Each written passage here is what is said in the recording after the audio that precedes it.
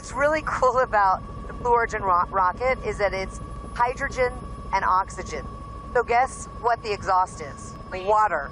Clean, yeah. Water. Why is now the to-do? With each passing year, being able to share this experience is really what it's all about. And Aisha, Amanda, Gail, Katy, Kerianne, being able to share it with the kind, generous powerhouse of women is what makes it all worth it. It really does. Now, as you sit here just a couple days away from going to space, piloting your own helicopter, it says so much about you. Don't know where your dreams are going to take you, but you're here and it's your reality. And it's the most incredible adventure ever, and that's life. It's so impressive that she does that, and while answering my questions for an interview. So we will hear more from Lauren later on in the show. But right now, let's welcome in the fourth member of our broadcast team, Blue Origin's Tabitha Lipkin is over at the Astronaut Training Center. Tabitha, good morning to you. And I know that you got a front row seat there seeing the astronauts as they arrive bright and early today. What is the vibe of the New Shepard crew this morning now that the morning is finally here? Oh, there is so much energy here. In fact, I've already heard happy screams coming from inside the Astronaut Training Center. And these women are feeling all the feels, right? This is a very human emotion to feel energy, excitement, a dash of anxiety as you kind of teeter on the edge of history. But these women are all rock stars in their own fields, whether they are performers, storytellers, advocates, now bound together of this moment in time to space. Now, it's pleasure, by the way, of and I want to actually Amanda Nguyen about what this mission really means for them. Who are you bringing them? You know, all astronauts. Our capsule, our spaceship, traces back to the nautical tradition of ringing aboard sailors. My family learned celestial navigation in order to find their way to freedom on that refugee boat. And so when I ring that bell, I will be thinking of Hiekwa, Goba, Iyo, Mea, the four that were chosen to go into death to seek life. What you think this will mean for women around the world, but also for sexual assault survivors? You know, when I fly, I'm flying, of course, to represent my community. I'm so proud to be the Vietnamese for Southeast Asian woman, and I'm also proud to be a survivor who is healing. You know, this journey really is about healing. It's just that my healing takes me to the stars, across the Kármán line. When I fly, I want all survivors to know that you will make it through. First off, who are you looking forward to once you come down being able to share your experience with? I'm really looking forward to sharing this experience with my mom. Growing up, she was a teacher. She put that on pause to raise her family, and then she was an entrepreneur. And I just, I'm really excited to be able to share this experience with her. She's been on this journey with me emotionally, and I think it's important, you know, to honor the women that raised us and inspired us, and you know, it's a little bit of giving back when we can share our successes with them. What about a message to so many kids who are watching? One of the partnerships and nonprofits a part of Blue Origin is Club for the Future. So do you have a message for the kids who are excited to watch this launch, a historic launch? Believe in yourself, dream big, and don't let anyone tell you no. It's never too late to fulfill your dreams. So some powerful words that you've heard from our astronauts already. And as I said, it is an exciting and active scene here. This is really a generational event. And throughout the morning, we are going to check back in and hear more from the rest of our astronauts. Carissa? Thank you so much, Tabitha. And yeah, we're going to be checking in with you all day long leading up to launch as well. Thank you so much for that. So Ariane, obviously a whole new experience for these ladies, right?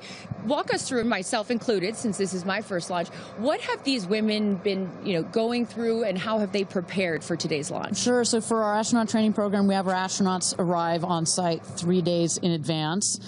And they go through just 2 days of training. It's 2 intense days of training, but really that is all that they need. So what are some things that we walk them through?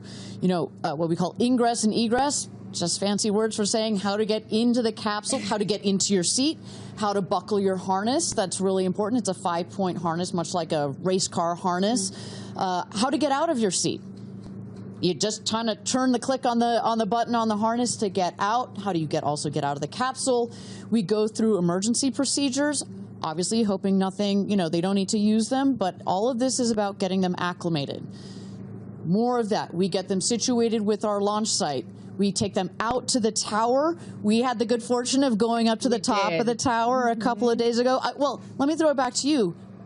Even with the rocket there, without the rocket there, you felt something, right? Oh, yeah. Going up in that elevator, I was like, oh my goodness. I can only imagine how they felt. But the importance for them, you know, again, in my world of football and sports, it's the run through. Here we are at the top there, and the rocket, and again, correct me if I'm wrong, Ariane, will be right behind where we're standing, right? That's precisely, yeah. That is the gantry that goes out and connects with the capsule. Yeah. Yeah, but a walkthrough, right? It's important for them to get acclimated, so they're not doing it for the first time when they're about to go to space. So very cool. So much has went into it. We even got to peek in yesterday a little bit of the astronaut training, and I got the great fortune of going in the capsule and sitting in the seat. It's an incredible experience. But you mentioned those 2 days, and safety, of course, always top of mind here at Blue Origin and in space flight. So, Kristen, how does New Shepard stack up against some of the other spacecraft? It's got a great track record. And, you know, if I'm Gail King, again, I'm going to talk about Gail King a lot today. Who has admittedly said she's very nervous. She's nervous about it, which I find so refreshing. You know, you don't always hear that from the professional astronauts about to go to space. She's admitted that she's nervous. So if I'm nervous, I would feel a lot better knowing that the rocket that they're about to fly on has an abort system or an escape system. And not only does it have that, but it has been tested and worked in real life multiple times. And so for those of you who have perhaps never watched a space flight before, the rocket's split into 2 parts. You have the booster on the bottom and the crew capsule where the astronauts are on the top. And so in an abort, or if something were to go wrong, the capsule could jettison away from the explosive, from the rocket itself.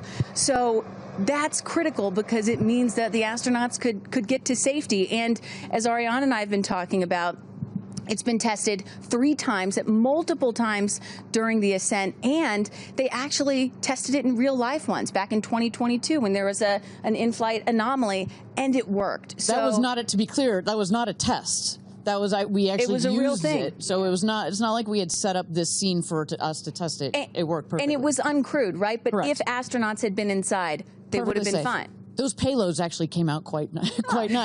We had some scientific experiments in there that really enjoyed the flight. Yeah, safety being paramount. Well, as I have admitted here, this is my first launch. I'm learning so much and have learned so much from you guys with your generosity over the last few days and months. But my day job is an NFL host for pregame shows, and I work with a guy named Michael Strahan. You might know who he is. Well, guess what? He became an astronaut when he flew up to space on New Shepard 19, and he has some words of encouragement for today's crew.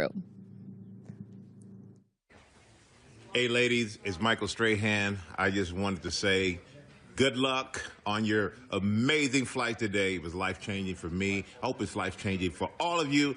Cannot wait to see, because I experienced the joy I know that you're going to have. I hope you just go up, just take it all in. Enjoy just looking down on the planet. Enjoy being weightless. Enjoy being together. That's the biggest thing, because it's a bond that will last a lifetime. So good luck. Have fun. Looking forward to seeing you when you're back on the ground. Welcome to the Space Crew. This guy, what a guy, as he's at his other job on GMA there in the morning show. But yeah, he can do it all, but a really cool experience. And he came back and had told me after he did that he didn't even know how much he needed it until he did it. A really special thing that these women are about to experience. So Ariane, what are some of the top reasons people tell you that they choose to fly specifically with Blue Origin? So first and foremost, a lot of them come to us saying, this is a dream I've had since I was a child. And they are so ecstatic that finally they have the opportunity to fly, and to fly now. You know, you can, there's it has taken so long for us to get here, and so now they can actually buy a ticket. I'd say the second thing is we do get those adrenaline junkies who have been like, I've been to the top of Everest, I've been to the bottom of the Mariana Trench, you know, I've flown in a, you know, in a MiG fighter jet, but there is no other way of getting this sensation, both from you're going Mach 3 times the speed of sound, but also you're getting this insane view from up in space. So I'm so like, jealous. I'm glad you, thank you. You teed me up for the sign up, because guess what? It is as easy, I can't believe I'm about to say this, as scanning a QR code. If you want to go to space, scan that QR code right there on your screen. This is, I mean, my goodness. It's like going to a restaurant and, you know, yeah, you want to see the menu or you want to go to space? But here you go. You can join the manifest and book your flight on New Shepard. It is as easy as that. Absolutely incredible. But for those of you just joining us, my name is Carissa Thompson alongside Kristen Fisher and Ariane Cornell, and we will be taking you through the launch of New Shepard 31, Blue Origin's 11th human flight. And in just T-minus an hour and 6 minutes, our crew of 6 women, Aisha Bowe, Kerianne Flynn, Gail King, Amanda Nguyen, Katy Perry, and Lauren Sanchez will emerge from right behind me. Now that the sun's up, we can show you. Astronaut training is over my shoulder here. They'll emerge from the door where we saw Tabitha a little bit earlier, and they'll hop into Rivians and drive down what I love, the road to space. Literally and figuratively, New Shepard 31 will take off in an hour and 5 minutes. So right now, we're going to hear from another one of our astronauts, Tabitha Lipkin, caught up with Katy Perry. A big part of your life, of course, is your daughter, Daisy. Yeah. I want to know, does she kind of have a concept of what's happening, or like, what are your feelings around sharing this with her? I mean, she's 4.5, so she's still trying to figure out what day of the week it is. Sure. But it is very normal, you know, for us to talk about mommy going to space now. And I will be so excited to hold her when I land. Do you have a message for your family in this moment? It's okay. Yeah, no stress. I'm going to be very emotional this weekend, of course. Yeah, it's an emotional thing. It's a big journey. It's huge. My message is that I love them.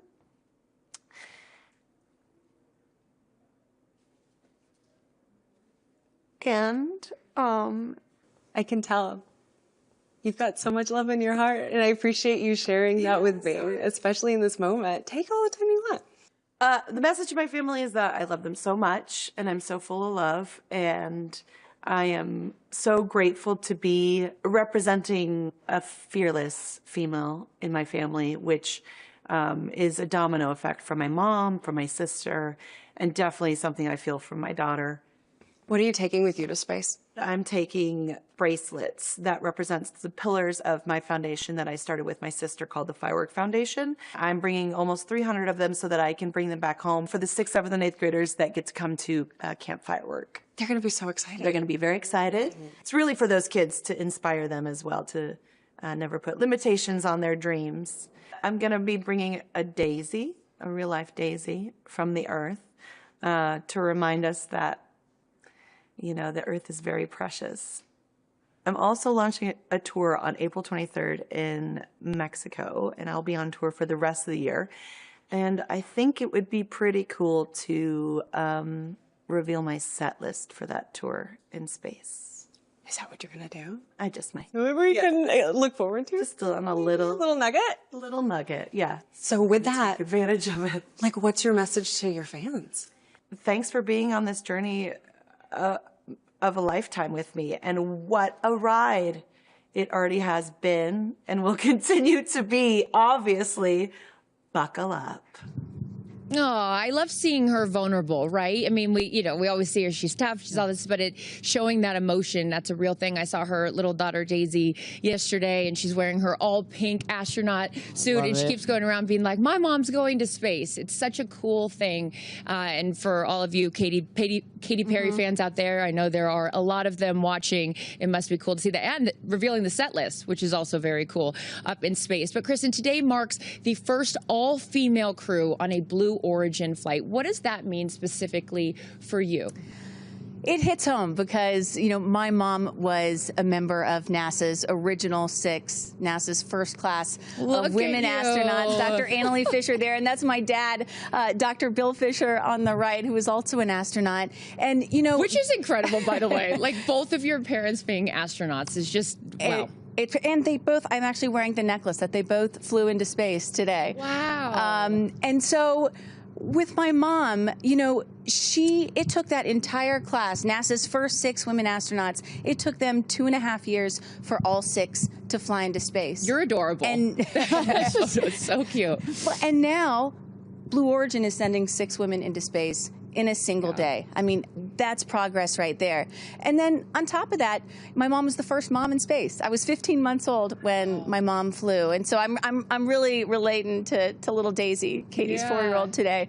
But you know, back then when she flew in 1984, there was some people thought it was really impressive and incredible what she was doing, but other people were like, my gosh, how can you leave your 15-month-old baby back on Earth? And so today, here we have 4 moms, 2 mothers at the desk, a grandmother going up in space. I mean, it's truly generational progress, and it's just so cool to see. And I got to shout out to my daughter, Clara, who's watching at home, who is so upset that she can't be here today because she wanted to meet Katy Perry. But you know, hey, you got to go to school. So I got to go to school. I should mention to you that actually we at Blue Origin, we've got these what we call our business resource groups. So they're groups that you can join as the employees, and we've got one for the Black community, the Latin community.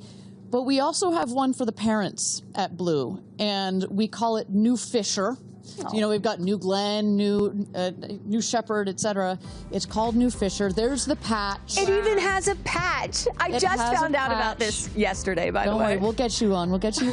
So it is so important, you know, what your mother has done and what these women are doing today. Well, and you know, ultimately, if space is about, if we're here to open up space to everybody, you know, someday in the future, it's not just going to be, you know, adults that go into space. It's going to be kids too, and entire families. So that really is also what today is about. The start of all that. It is. It's really special, and I love that it's getting light, so you guys can really get a full scope of what's going on behind us. And with that, we're going to send it back over to Tabitha Lipkin, who's moved over to the viewing platform where friends and family will watch today's launch. And Tabitha, one of today's astronauts, had a connection to Blue Origin before she even joined the crew. Tell us more about that. Oh, and it is such a beautiful connection. So I want to focus on Aisha Bowe for a moment. I mean, she just embodies what it means to be multidimensional, right? She talks about going from community college to space. She's representing the Bahamas, and she helped found projects like STEMboard and Lingo. But within being multidimensional, she also was a mentor for an employee right here at Blue Origin who helped build the very rocket she is about to take off on. What was it like when you put the flight suit on? Gosh. Okay, the flight suit, first of all, we look good. It's amazing. Like, as I pulled up the zipper, I felt like a superhero. And then I just reflected on my life and the journey to the flight suit. My 92-year-old grandfather is making the journey to see the flight. And where he was born in the Bahamas, they didn't have aircraft. He used to ride his horse around all the time. And so now he's taking an airplane to come see me fly to space. And that was at the top of my mind when I was zipping up the suit. What is your connection? You mentioned this briefly when you were at NASA. There was an intern who now actually works here at Blue Origin, and you guys are tied in together. I want to know that story. I went to an aviation museum day for young girls who were interested in aerospace, and I met Claire Luce. And she said, I want to be an aerospace engineer. And she asked if she could come visit. And I was like, yes, of course. Well, that one day turned into me mentoring her, and that 13-year-old girl became a 16-year-old who had an internship at NASA, who then decided to become an aerospace engineer. And today, Claire is working on the very same rocket engine I'm going to fly on. And so to know that when I step in that rocket, that someone who I've known since she was 13 has had her hand in making sure it's safe means all the world to me. I mean, just an incredible story, right? To have that connection with Claire. And you know, Aisha's also been a big proponent of Club for the Future, which is Blue Origin's nonprofit, where you can get free space-related lessons, but also we're sending postcards to space. And Aisha specifically is sending postcards all the way from India, Kenya, the Bahamas, and all across the United States. Pretty remarkable. Oh, that's such a great story. Thank you, Tabitha. We will check back in with you in just a little bit. But in seat number 1 will be Lauren Sanchez, who has seen her fair share of human flights from the ground. And I had a chance to catch up with her to discuss her flight to space. You know, we talked even years ago about the idea of you guys doing this, and now it's coming to fruition. So take me through that journey, the all-female space crew, sort of, and how we got from the idea to it actually becoming a reality. All-female space crew, can you believe it? Can you believe it? I can't believe it. I mean, it's really, I hear that and I have so much gratitude that we're able to do this. And it all started when I came here and watched Jeff go up. He came back more grounded, more like alive. Which is interesting, right? You go to space to become more grounded when you come back down to Earth. It's so true, though.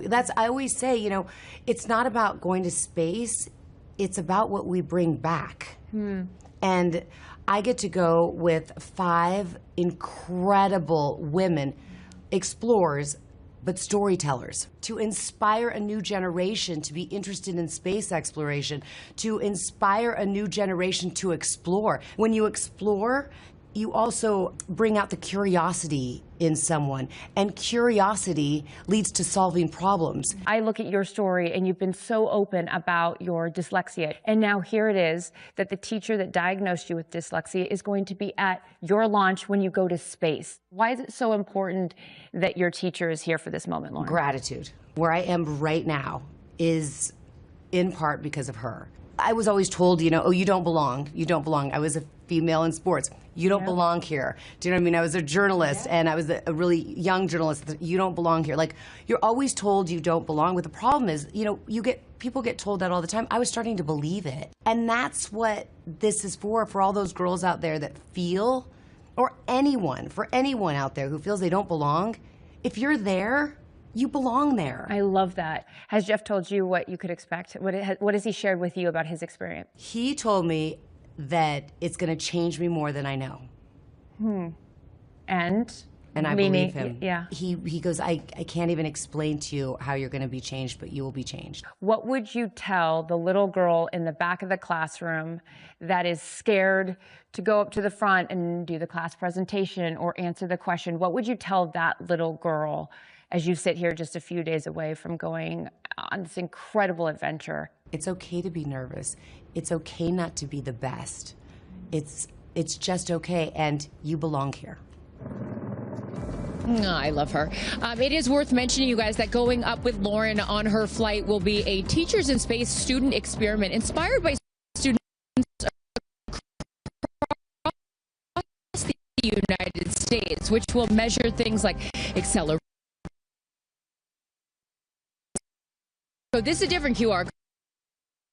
Access free space as we await astronauts coming out of training onto that road to space. Again, full admission. This is my first launch. I don't know how this with you. Explain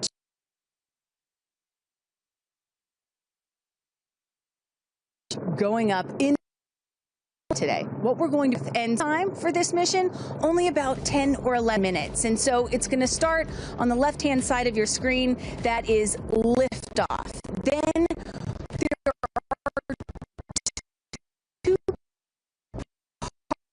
parts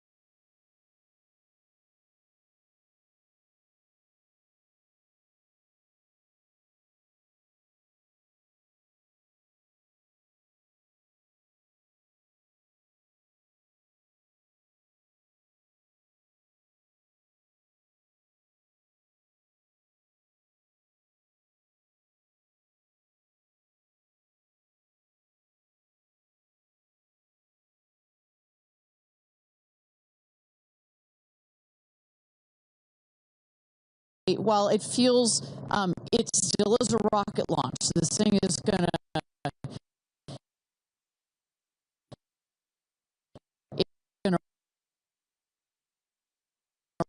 rattle, it's going to rumble, it is loud.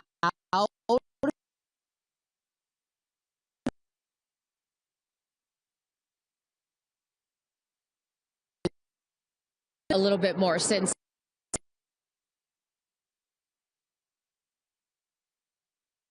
and right there. Now Ariane's next. Sure. So the astronauts, here you see Amanda, there's Lauren, Kerianne. So they're gonna get, there's Katy, and Aisha. So they're all gonna get into the Rivians. Look at Gail bouncing up and down. She doesn't look nervous at all. She's ready to go. So they're going to get into the Rivians. They're going to drive just behind us. We can already see the friends and family starting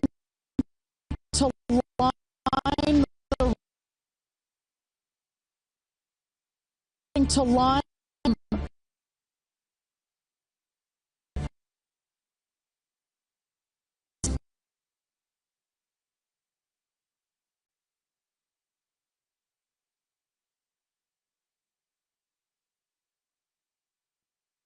right in front of Katy. Look, she's one of those river one in the foreground, backing up. That is Sarah Knight's. And just right now, because we're about to go to go pull for astronaut load, let's take a listen. 7. Moving on, Capcom. Go. Engineering. Go, green board.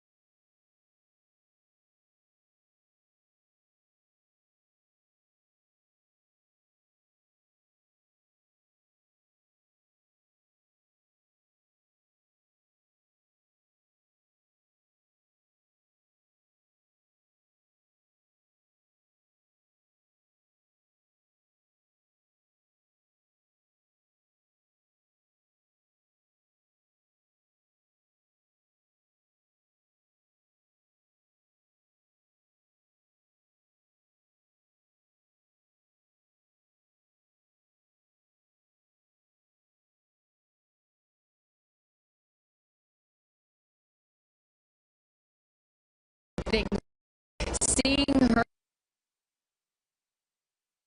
her right now, I imagine that emotion, friends and family there to cheer them on as they head out. You know, one of the other nice things about not having to go into orbit for a multi-day mission is you don't have to go in quarantine.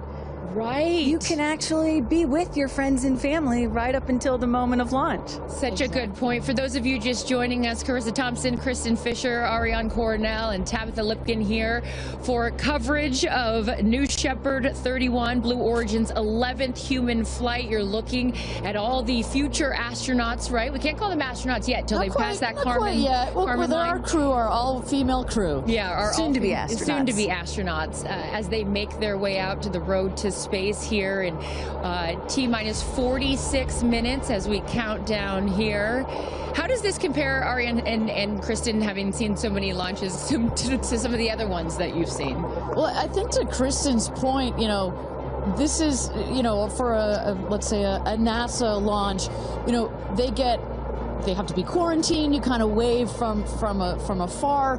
The families. This is a parade. Yeah, it's a parade. They're really integrated into this experience because, as you know, as I mentioned, when these people go to space, so often it's, I've been dreaming about doing this since I was a little boy or a little girl, and the family and the friends come along this journey in supporting these people, and so to be able to have them there right up just into the last minutes like this is really important. And we knew when we designed this whole astronaut program that incorporation of the families and the friends was going to be very, very important. Why was it so important? Well, I think among other things, you know, precisely these aren't, you know, these are not people that have trained for years and years and years, right? You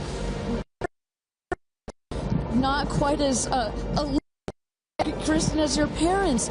They're not fighter pilots. You've got people that are very normal, you know, like Gail has been very clear about her emotions and her nervousness.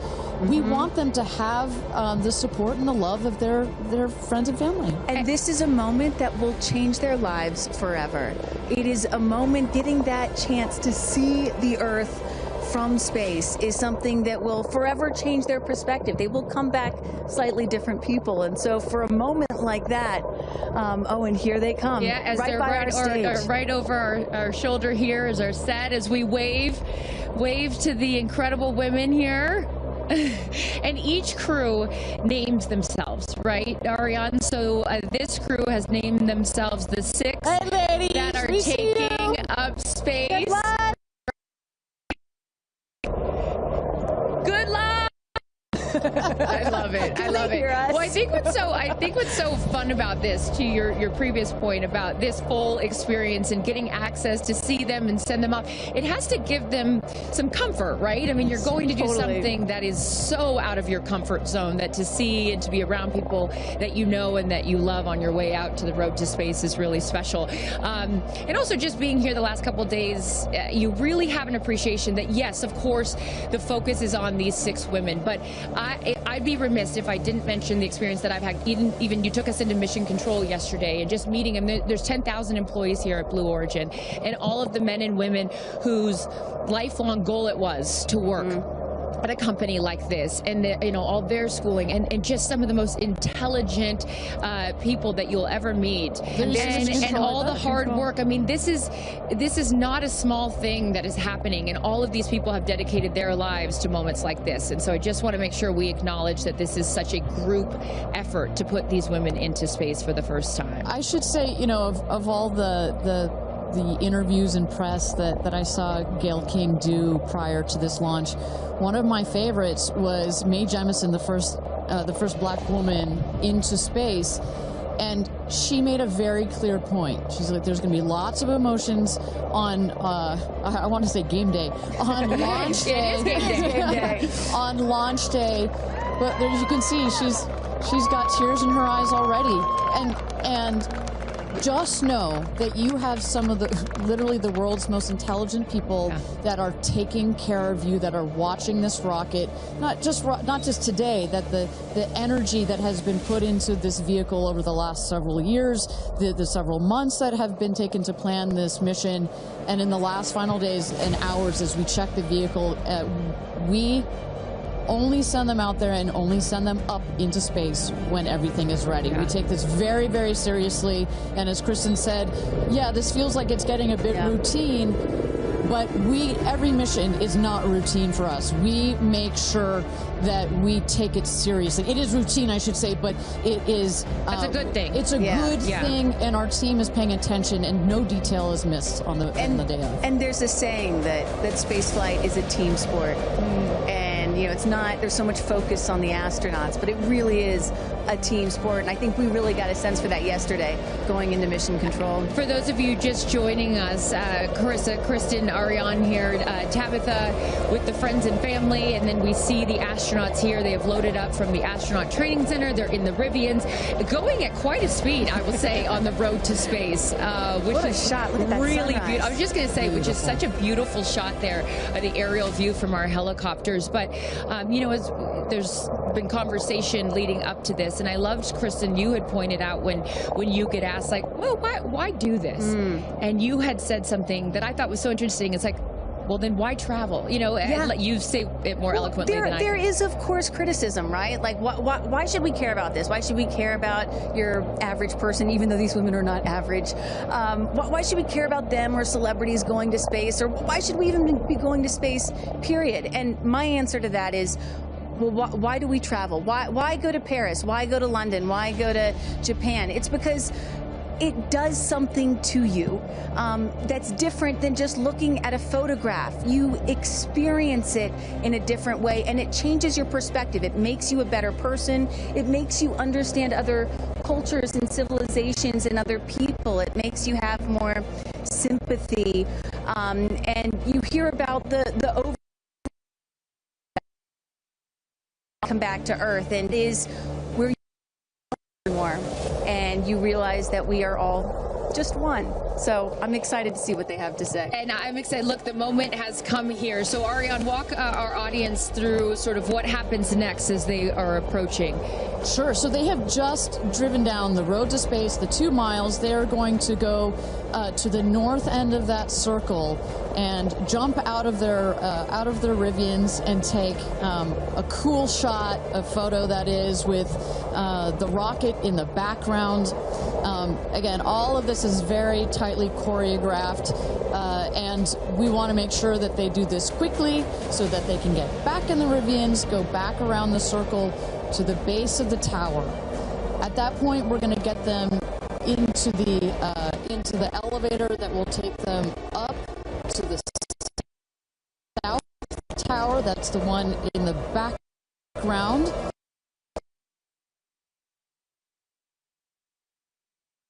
There, our crew, they are ready to load the crew into the capsule itself. This is, safety is paramount at Blue Origin, so we want the minimum number of people out there next to the rocket for the least amount of time. So we keep it fast, we keep all these procedures tight. But we got to do a quick photo shoot by the rocket. I mean, so good. It's history, you know? We got to capture that moment. And again, for those of you just joining us, this is something that I was not aware of. That beautiful rocket right there, News Shepard, didn't come out until this morning, right? So explain a little bit more for those people that are just tuning in, sort of how the setup works. Sure, that is correct. So at about 2 o'clock this morning Central Time, we rolled the vehicle out there you see on the truck. With the capsule already what we call mated to the rocket. You'll see here in a moment the rocket, it goes very slowly, just want to make sure we take care of our baby as well.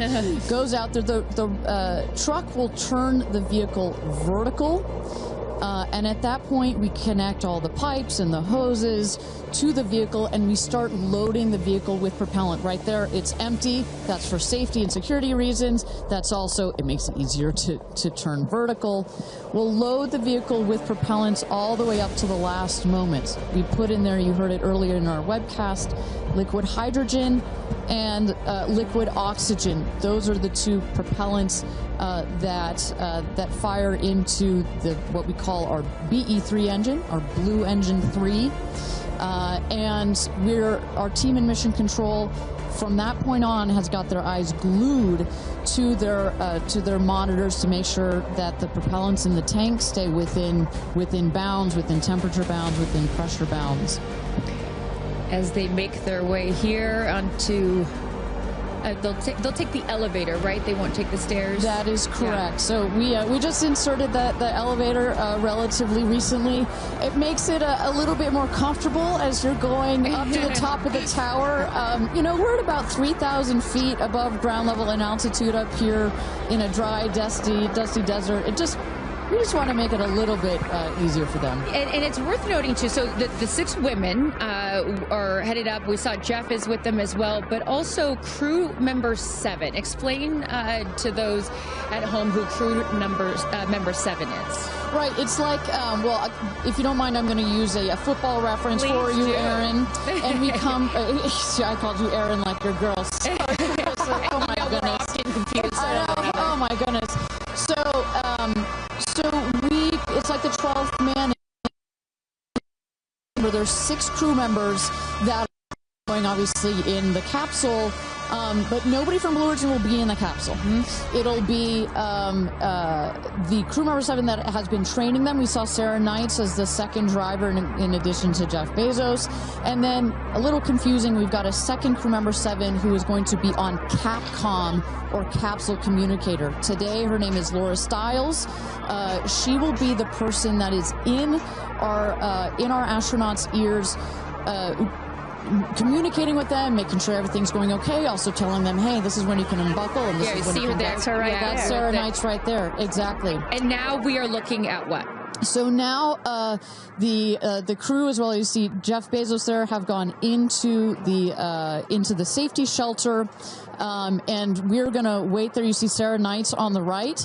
She's gonna just communicate with the Blue Origin team that is at the other tower just next to the rocket to make sure that everything is set and sorted for them to do their final load. This happens very shortly here. We clock it at about T-minus 35 minutes, but we'll only do it when we're ready. And in case some of you are wondering what a safety room is or why it's there, it's, again, what Ariane was talking about. You want to keep these astronauts as safe as possible for as long as possible. Of course, they'll be safe when they actually get in the rocket, but just in case anything were to go wrong, we had the chance to go inside this room a few days ago, and it is, I mean, is it a bomb-proof room? Do you want to say that? I mean, it is. It is. Yeah, and you feel it when you're in there. You're like, oh gosh, now this it is feels real. Yeah. And after going up that elevator, you know, for us, I think that's the moment where we weren't even going into space, and all 3 of us were like, whoa, okay, it gets real serious. Yeah, but I love the access that we obviously have in being able to see these women before they go up.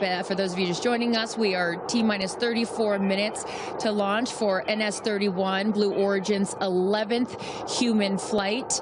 As you can see there, a little live look in as them saying some words before they take off. So I know that we had started to expand upon it and then took a shot of the astronauts. So what will they feel? Sort of walk us through the physical part of what they'll experience, Ariane, once they are in the capsule. So once they're in the capsule and they're ready for takeoff, first they'll hear the engine when it ignites. It sounds like a pop. Everybody, you know, listening will also hear that. It sounds like a pop, and the engine roars. We hold the rocket down for about 7 seconds. Make sure it's all ramped up. And during that period, that can actually be one of the most, frankly, nerve-wracking times, because you start to, if you're in the capsule, you start to see the glow of the flame. And here they come. Here we go. Loading into the capsule. And the significance here of the bell, and I should note before I have you explain that, each crew names themselves. They have named themselves the 6 taking up space, as each one is ringing a bell. And the significance of that is what, Ariane? This is one of our traditions. All astronauts throughout history in various programs have had their traditions. For us, we always want our astronauts to ring the bell. Above there, you see, light this candle. Those were the last words that Alan Shepard said right before he went to space. Alan Shepard, of course, the namesake of our vehicle. He was the first American into suborbital space. And we just like to let the stars know that we've got some people heading their way. Absolutely. As they load in, I will In my world, we call it an audible here. Just if we have any sound from Mission Control or anything, I'd love to take a peek at what's going on in there and just give the folks at home some idea of what's happening there. There we go. There we go. So we don't have sound of it, but we can see all of the brain behind this beast. But I could tell you, Carissa, other than a couple of discussion points on the radio, honestly, it's about this quiet when you're in there. Really? That surprises me. Because you would think, like, you know, in a control room in TV, it's a chaos, right? In the best way, but in there, it's quiet. And honestly, chaos is, quite frankly, the last word I would use to describe our mission control. This team, they're working through very specific procedures on a very specific timeline. They've done their own rehearsals over and over again. We also want to keep the communication line open if anything, you know, if anybody's got to call it out. But it is a very well choreographed team we've got. And, you know, when folks are wondering, you know, what exactly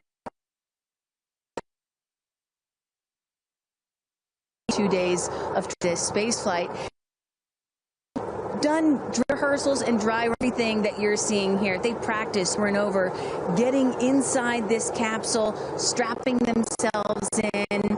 And, you know, one of the biggest things that they have to remember to do is when they get those, remember, they only get 4 minutes of weightlessness, 4 precious minutes. They have to unbuckle and then buckle back in at the exact right moment. So those are some of the things that they're learning to do and practicing while they're training in that building right behind us. As we look at New Shepard 31, the 31st mission, the 11th human flight here for Blue Origin. We are T-minus 30 minutes. Carissa Thompson, Kristen Fisher, Ariane Cornell with us, and Tabitha Lipkin at the tower. I am going to be leaving here in just a few minutes. I'm going to go to fallback 3, an area. Then I will wait for the capsule to land. I'll wait for the recovery team to come out and then bring you interviews from each of our astronauts as they arrive back here on Earth. I cannot wait for that. Again, we've seen them load now into the capsule, and I just would love, you know, some more play-by-play, Ariane, of sort of what now this process looks like, as it's all new to me. And for any of you that are also joining us for your first launch, welcome. And now we'll let the experts tell us what's going on. So you saw them loading. You saw them loading into the capsule. They are getting into their seats. They're getting into their harnesses. It's a 5-point harness, so clicking them all in. All right, we're hearing that Capcom right now. Sorry to interrupt you, Ariane, which is short for Capsule Communicator, and ready to do the astronaut comm check. So let's take a listen. Laura Stiles has the mic.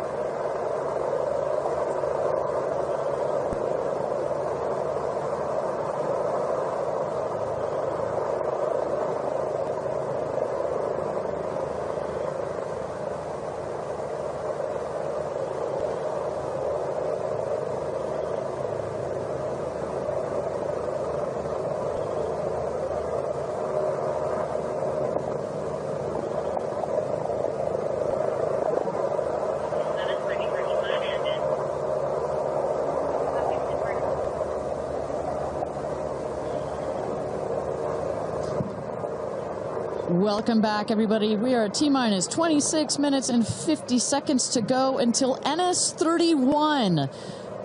Blue Origin's 31st mission for our New Shepard rocket, our 11th human flight. I'm Ariane Cornell here with Kristen Fisher at the desk. Carissa Thompson has left to get into place for her viewing spot for the launch. We are waiting on Capcom, or the Capsule communicator, to run the comms check with our astronauts. But Kristen, we were just talking a second ago about what's going on here. We see our crew member 7, Sarah Knights, who's coming out of the capsule there. She has helped load our crew into the capsule, has done just a double check, making sure those seatbelts are nice and tight, as well as made sure that the earpieces and everything are set for our astronauts. I should note, just as we give kind of we got this beautiful aerial shots this morning of the rocket. We have these sunshades you see on the at the top of the capsule, that kind of white square. We've got one there in the foreground, and coming around you'll see another one on the back. Those windows are so large that it can kind of act like a greenhouse in there, and especially down here in the West Texas desert, it can get a bit toasty in there. So we've got some nice sunshade for their comfort. And I love that we can see some of the crewmates inside the capsule as they're getting strapped in. I think you could see Lauren Sanchez right to the left of the hatch right there from that camera shot. So pretty cool that you can see them this close to lifting off. Ariane, I have to say, I might break in. We got experience. Jeff Bezos here. Yep. I'm so excited for you. I don't want to get off. I want to go with you. And when you get back, I can't wait to hear how it's changed you. I love all of you. See you soon. Godspeed. Gradatum ferociter. And there you heard it. Some words of support from Jeff Bezos, founder of Blue Origin, also astronaut himself from our first launch.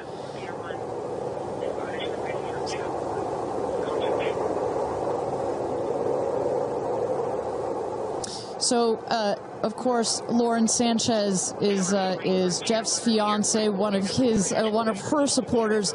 But as we mentioned before, we've got lots of friends and family that are supporting the rest of the astronauts here. They are out at the viewing tower. Let's turn it over to Tabitha. Tabitha, have you had a chance to chat with some of the family members out there? A lot of friends and family have come out here, and it is an exciting vibe. I am standing by with two women who need no introduction. And Chris, I have to start with you. What is it like to be here, and what brought you all the way out here to this launch? Well, Lauren and Jeff, we're here to support our girlfriend and our friends, and I never thought that we'd be talking to you from a space launch. For sure. So this is a really unique experience, and we're just so honored to be here to support them and watch this amazing part of history. And I'm so proud of her. And I just feel like all of the female astronauts that are going to go up today. It's such a big day in history, and it's so empowering, especially my daughter is 7, and just to see something like this. And I mean, somebody said their grandfather was here that's 92, that they didn't even have transportation back then the way that we do now, and now they're going to space. It's pretty amazing. That's Aisha's grandfather, 92, came all the way here. That's where the story, I was like, I heard this story, and he had no airplanes, nothing back in his day. Now he's seeing his granddaughter go into space. That's a beautiful thing. Really incredible. And how does it feel also to be able to share this with multi-generations within your family? It's really something. It's just Kim keeps writing us because she was supposed to be here with us, and she's studying for law school, so she had a big test that she had to take. Again, something I'm very proud of, but she just keeps calling, going, I have such FOMO, tell me every minute of it. So it's very inspirational, and just super proud of the girls, every one of them. And it's a very brave thing to do, and I think it also just says something, like Chloe said, to my 13 grandchildren. Yeah. And what can you say to that too, for your children? Oh, I just think it's really whatever you dream of is in our reach, especially in today's day and age. And dream big, wish for the stars, and one day you can maybe be amongst them. That's so beautiful. And just before I send it back, any last messages to the astronauts before they take off? I think just great luck. Be present. I mean, I'm so excited. I love the messaging that we keep receiving from the staff here at Blue Origin is don't film it through your phones, look through your eyes, be as present as possible. They will supply all the content that we need and to give to our families, but I love just being in the moment. Yeah, same. And we're gonna... Excited. Yeah, we're so excited. We're gonna be in the moment too here. We're gonna send it back to you guys at the desk and we're gonna start watching. Love you, ladies. Good luck. Bye. We had no idea that Chris and Chloe were going to be here, and we're about to be interviewed by Tabitha. So that was a nice little treat. They sure looked the part, you know. Oh, they're ready for their day out here in Texas. I love it. Yeah, and you know, for those of you watching, we're really in the middle of the desert. We're a solid 2-hour drive from El Paso. And as you were saying yesterday, Ariane, you know, you really get the sense like you start in El Paso and the more you get out here, you do start to feel like you're on another planet. I mean, it's got quite a moonscape, Marscape vibe. And our guests that are here today, as we just saw in Chris and Chloe, are dressing the part. Well, so let's bring it back to the real stars of the show, our astronauts. And one of our astronauts that we haven't heard from yet is Gail King. She has obviously a lot of emotions going into this flight. Let's hear what she has to say from this interview with Tabitha Limkin just a couple of days ago. When I made the decision to come, there were only 3 people whose opinion matters to me the most. Favorite daughter Kirby, favorite son Will, and Oprah. That's my kitchen cabinet. And all of them said, I think you should do it. All of them, much to my surprise, including Oprah.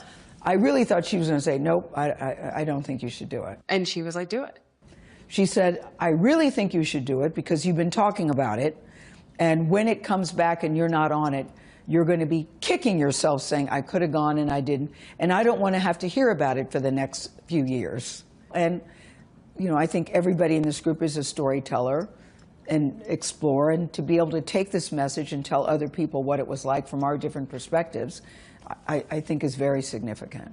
Do you have a message for the kids watching? You should always know that no dream is too big. You know, we have someone, Aisha, who was told when she was a kid, your dreams are too big, you need to dream smaller. No child should ever be told that.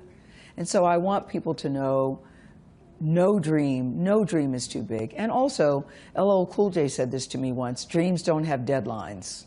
Isn't that good? That is real good. Dreams don't have deadlines. I've never forgotten that he said that, and I believe that as well. What are you taking up with you? Oh, I have a bunch of stuff. I have Luca. I wanted one of his favorite toys, so I have a Sesame Street character called Tamir. Tamir is this little black boy with great curly hair, so Tamir gets to go to space. I have a wooden cross that you can hold in your hands. It fits like in 3 prongs. And a stranger came up to me at the airport. She said, I always hear you talk about being a nervous flyer, and I wanted you to have this. And so if you're ever on a flight and you feel nervous, take it out and hold it. So whenever I'm flying, I have this with me. Also, I just noticed, what is this on your wrist? So Jared, who's one of our jib operators at CBS Morning, his daughter, Denise, who's 7, made this for me. And she came into my makeup room and said, I made this for you. Someone else gave me Astronaut era. That's pretty great. Space Sister, Amanda just gave me this. I mean, so I feel that I feel I'm pretty well protected. Absolutely. I will say this, as excited as I am, I'll be very glad when we come back down. I will be very, very, very glad about that. Well, clearly we heard Gail there and prior to coming down here in Texas, nervous and excited at the same time, but one of the things I like about this is that she just makes it real, you know? Regardless of who you are, this is a nerve-wracking experience, and the fact that she's so authentic about it, but also, more so, she is stepping so far out of her comfort zone. I think that in its own right is extraordinarily inspirational. I think most people would feel the way that Gail is feeling right about now. I would. If you're about to launch into space.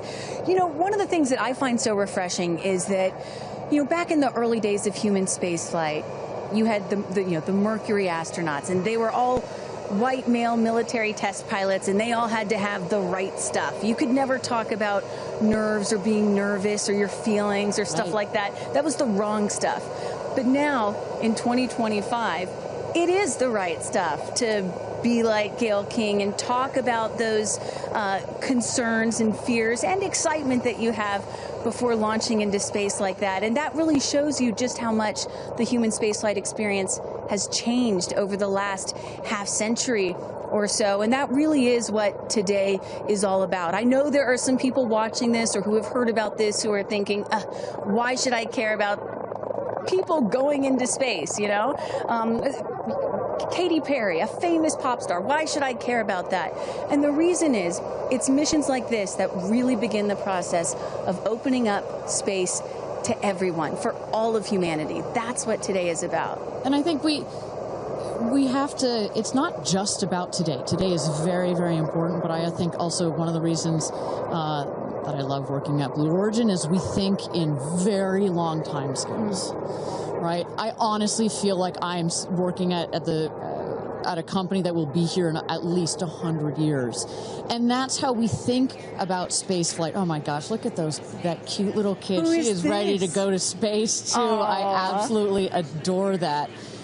But we need to be here precisely for kids like that. You cannot, I'm a firm believer that you cannot be it if you can't see it. And that's what this flight is for. It's about inspiring women. Oh, look, talk about inspirational women. Several female astronauts in that group right there. How many astronauts do we have there? I see 4 or 5. At least 4 or 5 and counting. It's a tight group that's only going to get bigger of those female astronauts there. You see Kelly Girardi and Cyan Proctor. I see Emily Calandrelli, Sarisha Bandla. I mean, just an incredible group of women that have gone to space already. And after today, in just 15 minutes, we are going to be adding 6 more to that group. It's getting close, Ariane. It is getting close. So with that. Thank you again, everybody, for joining us for NS-31, our 11th mission, human spaceflight mission to space here. We are at T-minus 14 minutes and 30 seconds, just to give you a little bit of a preview of what is to come. At about T-minus 10 minutes, we are going to have the go, no-go poll. We're going to throw it back to mission control audio. And basically what that is we go through each of the important subsystems, and our flight director, shout out to Michelle Christensen, our flight director, our first female flight director at Blue Origin. She is going to lead that poll, and we're going to go to each one of the groups and say, are you ready to go for this flight? Is your subsystem ready to go for this flight or not? And they will go around the room, and with the final go, no, go, it will be game time here in West Texas for this launch. Look at that. Now, this child is a little younger than you were when your parents went to space. A little bit older. Oh, excuse me, a little older, pardon me. Yeah, because I was just 15 months old when my mom flew in space. And, I think about what it must have been like for her to be a first-time mom and training for her first space flight all in 1 year. And she was a part of NASA's original first 6 women astronauts alongside Sally Ride. Of course, it took them, those first 6 female NASA astronauts, 2.5 years for all of them to fly into space. Now, today, Blue Origin is going to send 6 women into space in a single day. I mean, that's pretty cool right there. Incredible perspective. Also that, was your mom like just 6 months? You were just 6 months old when she started training? She was assigned to her first space flight when she was 8 months pregnant with me. Can you imagine? God, I have a 6-month-old. I can barely fly down to West Texas from Seattle. She gave birth to me on a Friday and was back in the astronaut office on Monday. I don't recommend doing that. As a mom of 2 myself, you're a mom of 2, I probably wouldn't do that. But respect. She did, Respect, that's huge. But I've asked her, I'm like, why did you do that? And she said, because I felt I had to prove something. I felt that I had to, pave a trail for women to come. And so as I'm sitting here today, I'm thinking a lot about what she did, the sacrifices she made to make what's happening today. Again, it's not normal. Human spaceflight will never be normal or routine, but this is the beginning of making this kind of travel. We got 4 moms on board, a grandmother, making these types of people going into space very routine. Now, talking a little bit about that, getting back a little bit into the flight profile and what Sure. they're going to feel as part of this now routine flight. So the 6 astronauts are currently in the capsule right now, all strapped in, ready to go. Their audio is working. We are waiting for the T-10 here for the go no go poll. At T-0, you guys are gonna, all of us will hear the pop. That's the ignition of the BE-3 engine. It holds down the rocket for about 5, 6, 7 seconds. Inside the capsule, they'll start to see the glow of the flame, and then they will lift off. They will take off. They are in a somewhat reclined seat, and they'll start to feel the G-forces on their body. And so kind of like sitting in a car that's accelerating, it pushes you back against the seat. That's the same here, except they're going up. They will accelerate to they'll have 3 Gs. So here on Earth, we're at 1 G. When you accelerate to 3 Gs, so like if you're 100 pounds, it feels like you are then 300 pounds. But Kristen, crazy. It's crazy. But in that reclined position, it's dispersed across your body. Bad. It's not as bad. It kind of feels like a weighted blanket. Oh. And then it nice and eases up. cozy. It's nice and cozy as it gets nice and dark. I'll take a weighted blanket right about now. But they're not, don't worry, it's going to get nice and dark, but there's no sleeping on this. They are going to have the most incredible view out of those windows. The capsule will separate from the booster. That's when they're going to feel weightlessness. They'll get the about 4 minutes to unbuckle, enjoy the weightlessness, enjoy the insane views out of those windows. They'll buckle back in, come back through the atmosphere. That's actually when they're going to have the peak G-forces. They peak at about 5 Gs. Which is kind of counterintuitive. You wouldn't think that you would feel the max G-forces on the descent, but that's when you do. But that's when you do, and it's kind of like, because you're coming back through the atmosphere, right? It's thin up there, you come back through the atmosphere, it's thick. It's kind of like diving into a pool. It kind of goes spoosh against you at 5 Gs, but then it eases back up, and we deploy the parachutes, and they come floating down at about 10 to 15 miles per hour for a nice soft landing here in the desert. At the last second, there's an air cushion that comes out. Go. Booster. Here's gonna go, Paul. Go. Ground. Go. Inco. Go. Safety. Go. Capcom. Go. Engineering. Go. This is the flight director. New Shepard is go for launch. Booster, commence terminal count. Protocol flight. Yeah, baby, go for launch, my favorite words. It's getting real. T-minus 8 minutes and 51 seconds. Until our 11th human space flight, the first all-female crew flight to space. All 6 of our astronauts are loaded in the capsule, waiting for just 8 minutes and 30 seconds to go here. Now, Kristen, we just kind of walked through the flight profile, what it's going to feel like for our astronauts. Oh, we got Carissa up on the tower to chat with more friends and family. Carissa, who you got out there?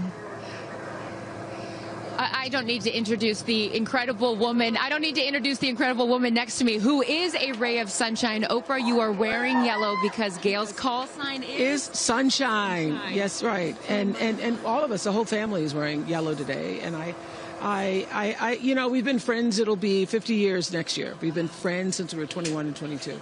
And I have never been more proud of my friend than today. Never been more proud, because this is bigger than just going to space. I mean, I think for her, who anytime we're on a flight, she's in anybody's lap if there's the slightest bit of turbulence, has like real anxiety flying, and This is overcoming a wall of fear, a barrier. I think it's going to be cathartic in so many ways for her. She told us that she was surprised that you told her to do it. Why did you want her to do this? Because I think life is about continuing to grow into the best of yourself and the fullest expression of yourself. And I think that this is one of the most fullest expressions you can possibly have. And I know that I felt deeply that she would regret it. And I didn't want to hear about it for the next 15 years.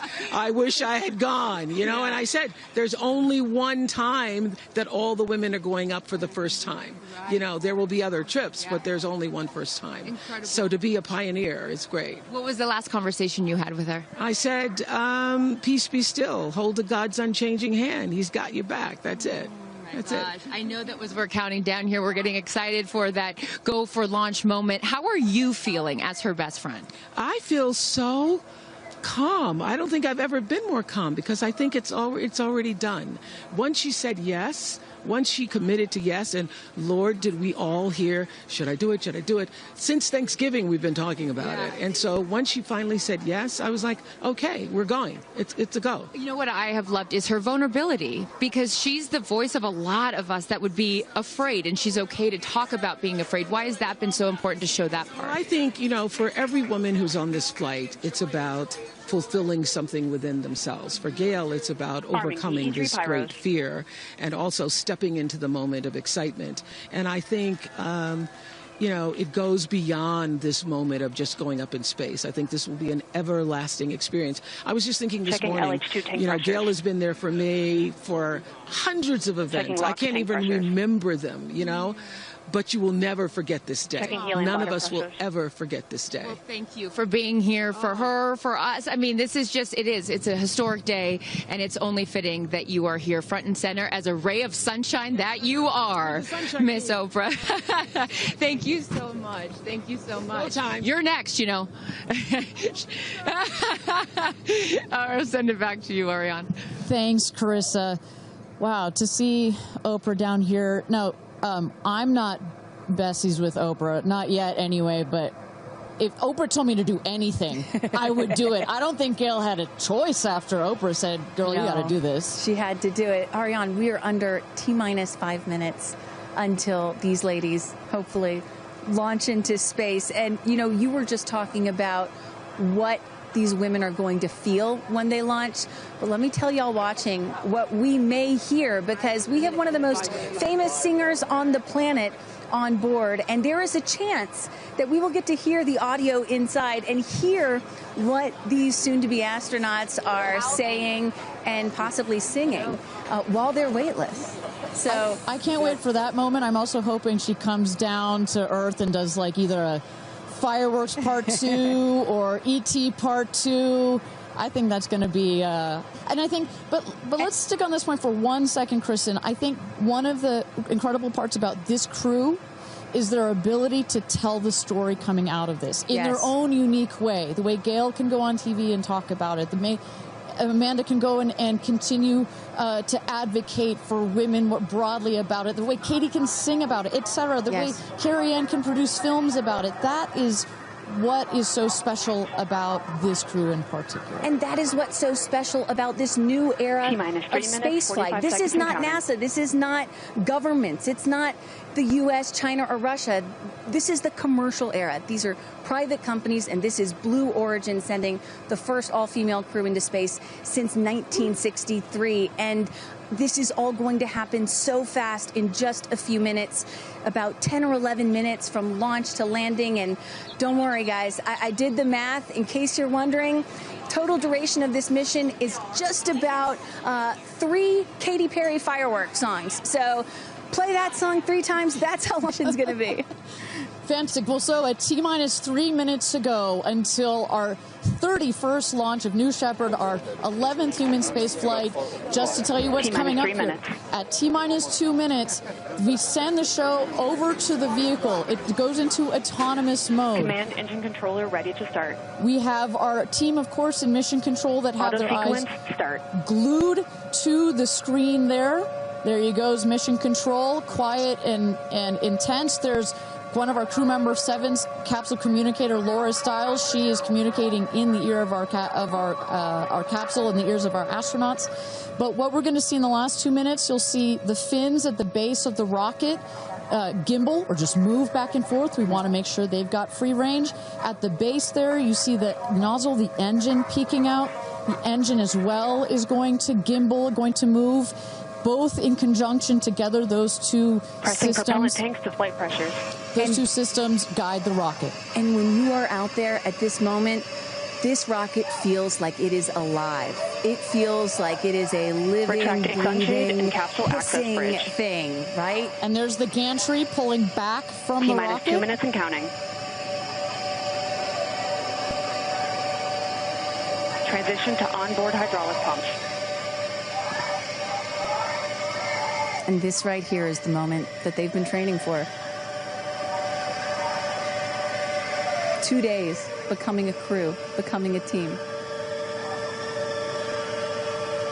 After you go through an experience like this, it's more than a team. It's almost like a family. You are so tight to go through something as intense Executing as this. aft fin built-in test. And everything looking really good, Ariane. So far from mission control, everything is clean and green for this launch. T-minus 1 minute to go here.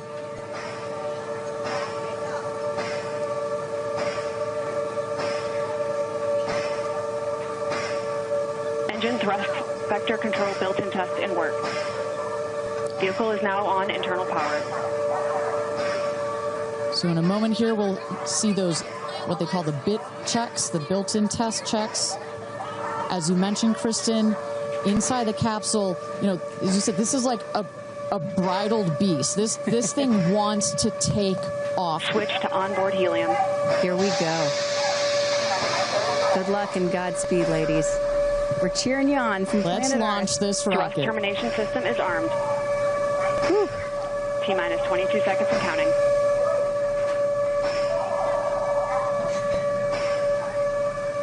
Go to internal. T-minus 10, 9, 8, 7, 6, 5, 4, command engine start, 2, 1, ignition.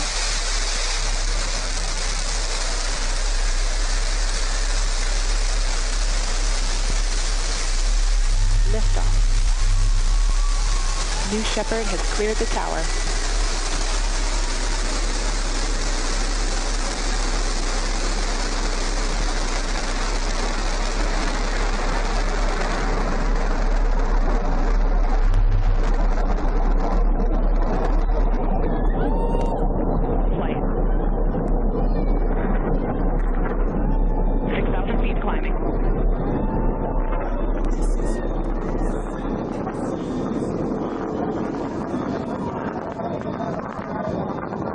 Begin throttle down for Q limiting.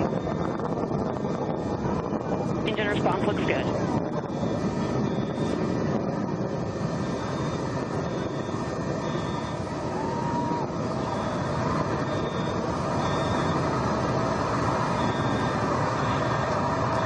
Max Q, maximum dynamic pressure.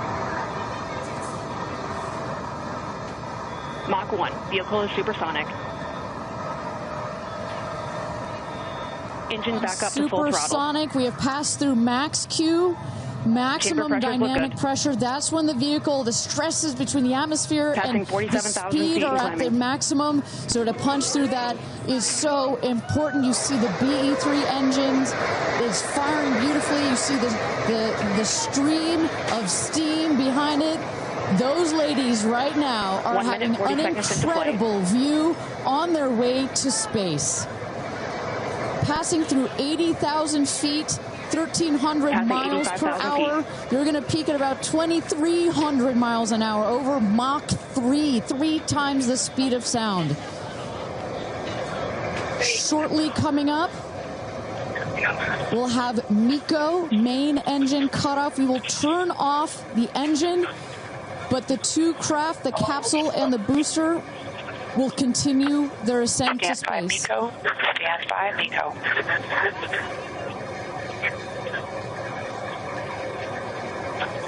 And our... And there you saw the main engine is turned off. We're now going to separate the capsule from the booster. And at that point, Kristen, that's when all 6 astronauts are going to start to feel the weightlessness. And shortly thereafter, we're going to let them unbuckle. And that right there is the most critical milestone of this whole ascent. Oprah watching her best friend go to space.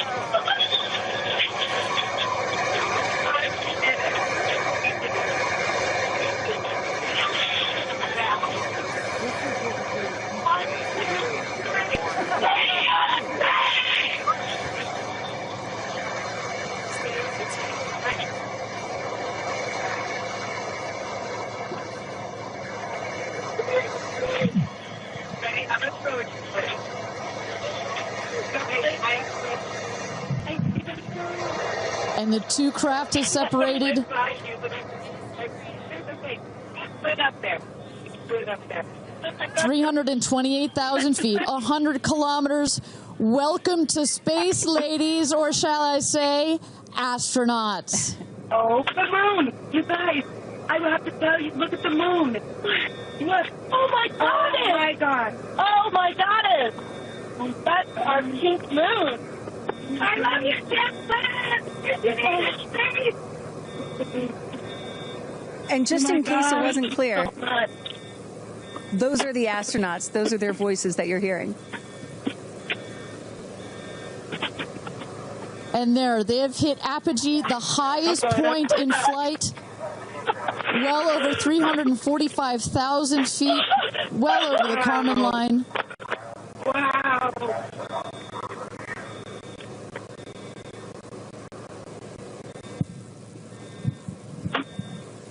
And at this moment, the astronauts have unstrapped from their seats. They are floating. They are weightless. They are experiencing zero-G for the very first time in their lives. And Katy Perry did say that she was going to sing in space. I'm waiting for it. Waiting for it. 1 minute warning. 1 minute warning. So that is Capcom indicating a 1 minute warning for our astronauts to take in those last views before they get buckled back into their seats.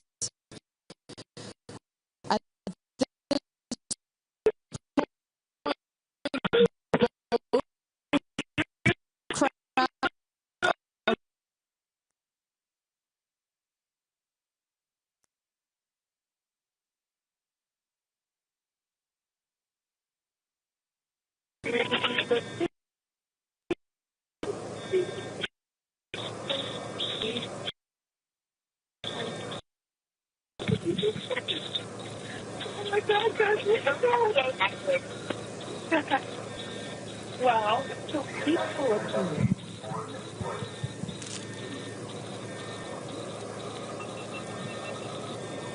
And you hear Dragon. Report status. 1, 2, 3, copy. With report status.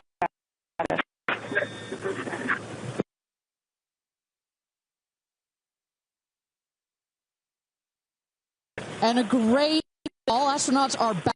That is the rocket that is screaming back down to the capsule to its landing spot just 2 miles north of where it's taken off from.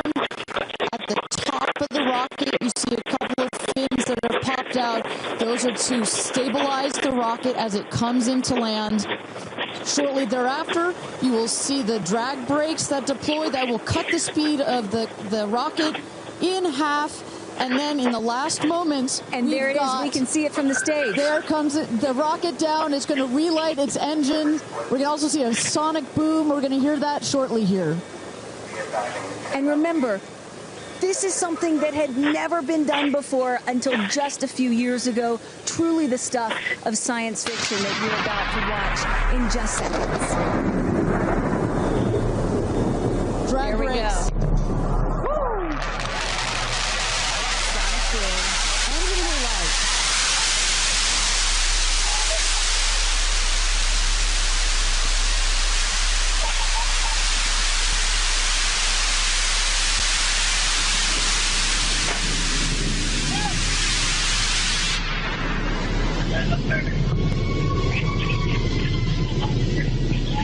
And booster touchdown, welcome home, New Shepard.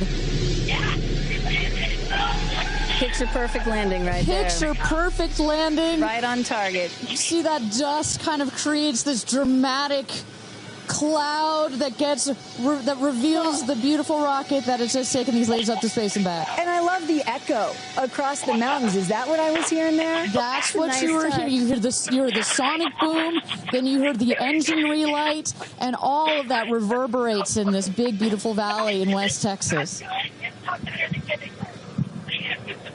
Stand by drogues. Stand by drogues. All right, shortly here we're waiting to see the drogue parachutes deploy from the crew capsule. Those are like the guide parachutes. There go the drogue parachutes. Just free falling right there until those drogues came out. And then next will be the main parachutes that get pulled out. Hear that screaming inside the capsule? And all 3 parachutes reefing, and they will slowly inflate, slowing the capsule to a nice, smooth 10, 15 miles an hour. They are cruising back home. 3 good parachutes.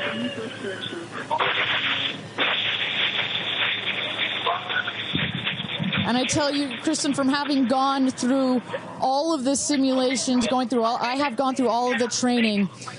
They put you in the capsule that simulates all of this, including the sounds, and when you hear the motors of the parachutes pop out, that is the best moment in flight. Because I know Blue Origin does everything they can to make this as safe as possible, and y'all have an impeccable safety record, but it still has to feel really good when you know that you're coming back to Earth with those parachutes fully deployed.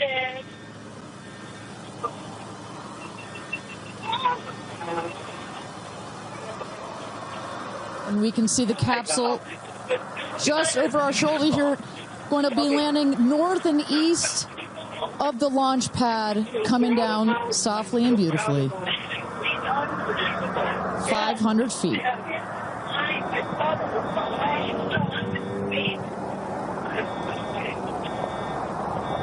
And you will see a puff of smoke when it touches down. A puff of dust. Actually, yes. That's normal. A puff of dust, last milliseconds.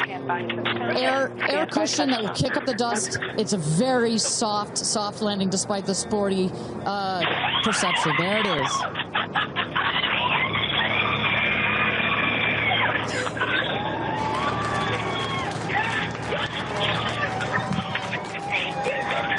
Touchdown. Congratulations and welcome back to Earth. Do status check. Double shot. Kristen, just some incredible images there. The capsule. Copy. Welcome back. Feather. Nice. Let's wait for Aisha just a moment here. Make sure they're doing health checks in. Beautiful.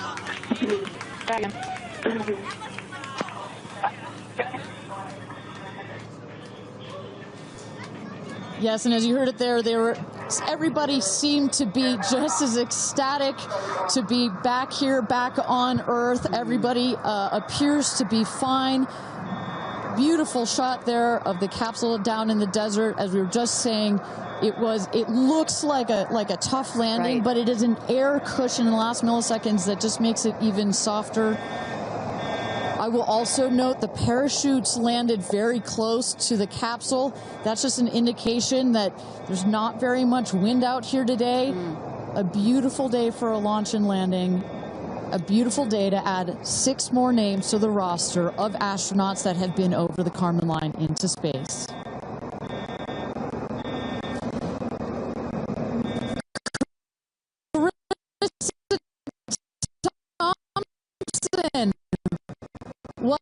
What's the view from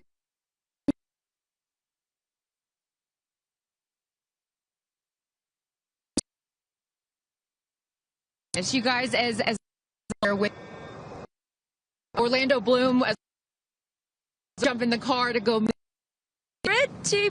And only imagine how these astronauts, now that we can officially deem them astronauts, are going to feel. I can't wait to get their reaction. We are headed out there now. I will check back in with you as soon as I have them.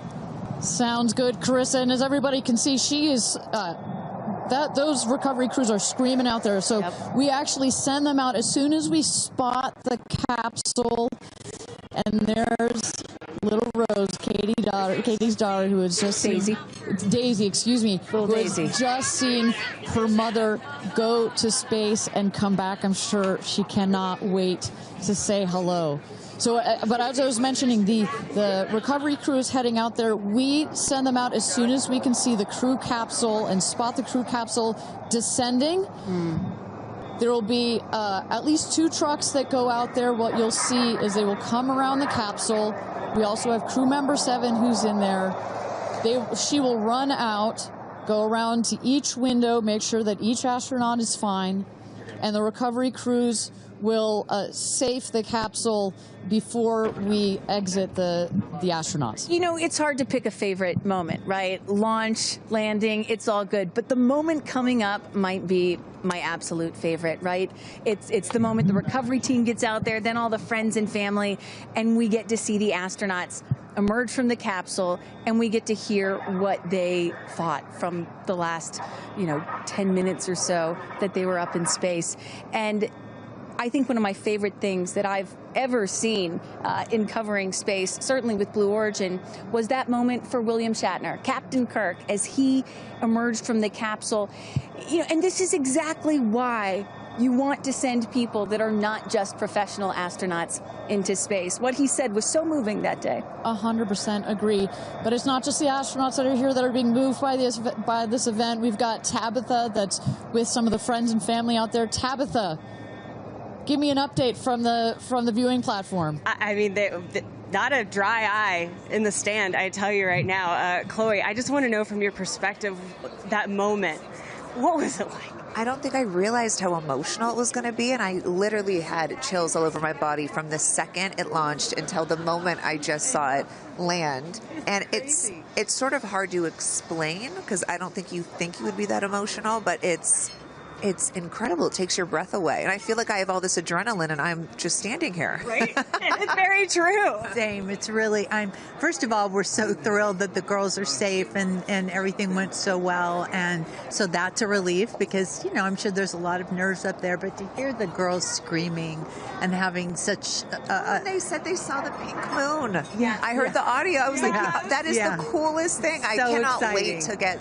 the footage from inside and to see that. I want to hear every little emotion that they had, and we can't wait to see the footage from inside. What are the chances? The pink moon, the rocket launch. It's so exciting. It's a great day. It's been a pretty phenomenal day. Great so when are you guys going up is the real question. Oh my gosh, I don't know, but this made it a little more enticing. Never. Right. That's you can go on behalf of the rest of us, but thank you. I think we'd all drag you off of the tarmac before we let you go up. But I like you being an observer. Okay. Yeah. Well, we love being able to share this experience with you, and thank you for sharing how you feel out here with our audience. So it's been really, really incredible. So yeah, the emotions are high because it's so exciting and energizing. And gosh, Kristen, Ariane, I don't know what to say. I did cry. I didn't think I was going to cry, and I cried. Tabitha, I love you putting them on the spot there. Chloe and Chris, are you guys going up? Keeping up with the Kardashians in space. We're waiting for it. That's the all next all lady launch. Well, thank you so much, Tabitha, for that. And you could see that, you can hear that, you can hear from Tabitha. Even she is emotional and has tears in her eyes. When you're down here for one of these launches. And Carissa, when we get her back on the line, I'd love to hear her thoughts on this. The intensity and the energy and the emotion out here, even though you're in this remote place, but it all gathers here in this valley, and it's really intense. No matter how many times, I've seen all 31 of our launches, it gets me every time. Well, anytime somebody says, I don't get it, what's so exciting about space?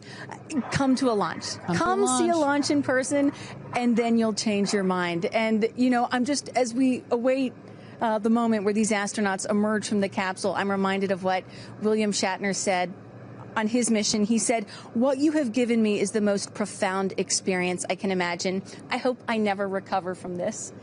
And I love that. You know, I hope I never recover from what I just experienced. And one of the neat things about this is these women were not in space for several days where they had time to get acclimated to it.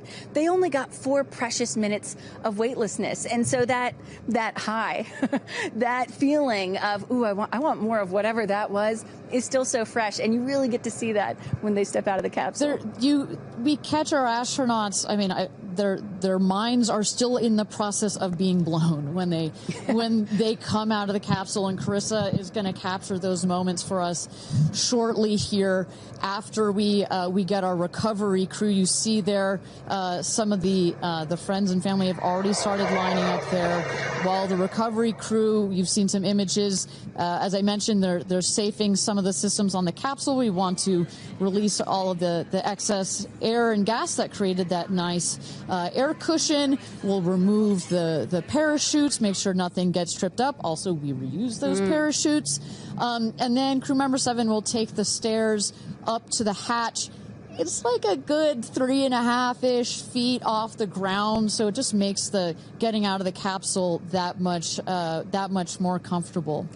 Crew member 7, last but not least, crew member 7 will open the hatch, and we'll get to see one by one as these lady astronauts now exit the capsule. And a lot of people are probably familiar with seeing, NASA astronauts or Russian cosmonauts emerge from a spacecraft after a long-duration flight on stretchers or, glorified. They need some assistance because they've been exposed to zero-G for so long. Not these astronauts. They're not going to need any assistance. That's one of the beauties of a suborbital spaceflight. You feel great. You don't have to deal with space sickness, right? Exactly. And that's, to that point, this flight, because you're basically going straight up and then over the Kármán line and straight back down. Some astronauts, I think you mentioned your mother may have experienced a little sickness up there. You don't in this one because it's just once up and once down. And you get that nice zero-G floating sensation and you buckle back in. You don't have it's not as extreme. So do you have an astronaut that you're looking forward to hearing from the most? It's really hard to pick. Yeah. I have to say I'm a huge Katy Perry fan, so I'd love to see what her feelings are. Also, as a mother, our kids are close in age. What does that feel when you have young children? You saw her get so emotional in her pre-flight interview. Is that still the weighing emotion, or is she still just, oh my God, I saw the stars, I saw the curvature of the Earth? What's going to come out of her mouth, but really her heart? And is that Jeff Bezos out there right by the capsule? Kind of hard to see. That is correct. That is Jeff Bezos, our founder, on the left, as well as Sarah Knights, our crew member 7. And I just want to thank our viewers for joining us. NS-31, New Shepard's 31st mission to space, our 11th human space flight. From all parts of this flight, for the booster, for the capsule, for our astronauts, a completely successful flight, one of the smoothest flights we've had so far.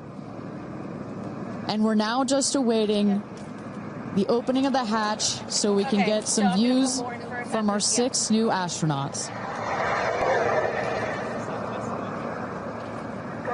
Phelps. And I would imagine Lauren Sanchez in seat 1 will be coming out first. That is correct. They'll go. She's in seat 1, which is next to the left. The left window there. She will go first. And then last in number 6 is Kerianne. That is the window on the right. Side canyon.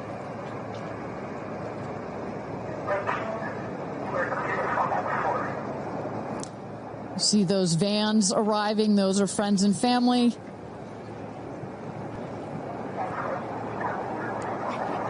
And that's Kerianne looking out the window, in the window to the right there. Lauren Sanchez on the left, and you really get a sense for just how big these windows are. I mean, when you're inside this capsule, it's almost as though you're getting a full 360 panoramic view. One of the cool features of this capsule, the largest windows of any spacecraft. So over a third of the surface area of this craft is windows, and that's on purpose. There were many meetings with our founder, Jeff Bezos, where our engineers brought him some windows. He said, nope, make them bigger. They come back, they said, nope, that's nice, but make them bigger. And what you get here, why is that so important? So many of our astronauts have said, when I got out of my seat, I looked at outside my window, and I turned around, and I looked at the other 5 windows, and my brain created a panoramic view, a panoramic photo of it, because so much of the capsule is windows, and it makes for just an incredible experience. Sarah. Good? Okay, here we go. Yeah. Here goes Jeff Bezos to open the hatch.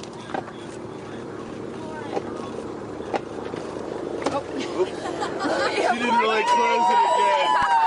Come on out, guys.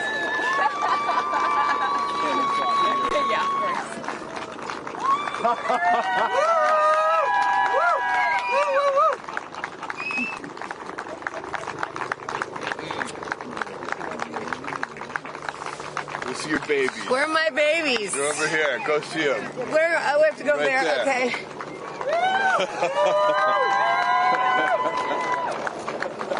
Katie! Woo!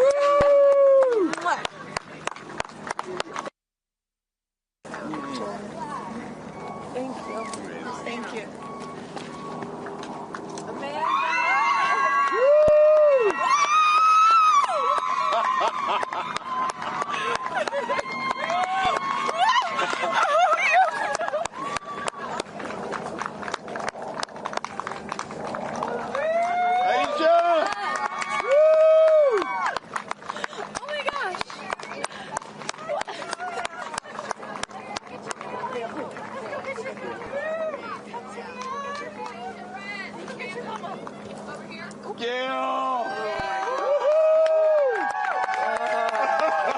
I just have to have a moment with the ground. Let me just appreciate the ground for just a second. Thank you, Jesus. Oh my God. That was amazing. It was amazing. I'm so proud. So proud of you. Oh my God.